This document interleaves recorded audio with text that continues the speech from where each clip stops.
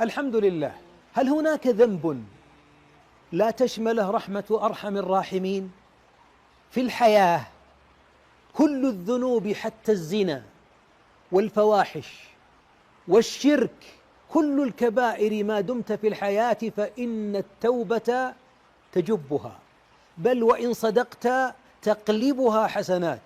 بعد الموت الشرك هو الذي لا يغفر، والذنوب ما سواها تحت رحمة أرحم الراحمين، إن شاء عذب وإن شاء غفر.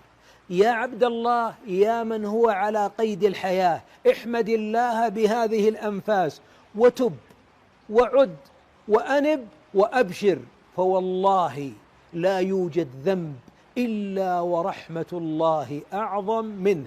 اللهم تب علينا وعلى التائبين.